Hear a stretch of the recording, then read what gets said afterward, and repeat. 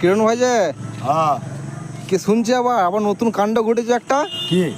একটা বিড়াল ছানাকে তুমি রং করেছে, জুত করে রং করে তুমি একটা বাঘ বলে বিক্রি করে দিয়েছো।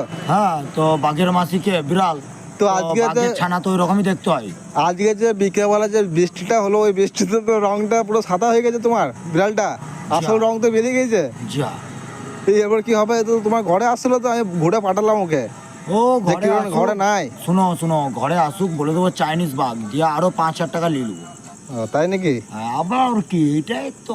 আর লোকে যদি বলে যে এটা বাঘ নয় বিড়াল?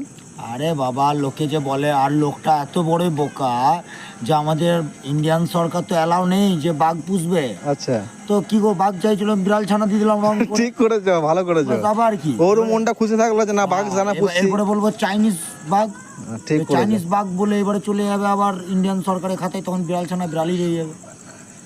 আবার কি, এটাই তো আমার কাজ না। গাড়ি কিনে নিলাম। তাই তো দেখছি গাড়িটা, তুমি গাড়ি কিনেছো, তুমি নতুন গাড়ি একদম।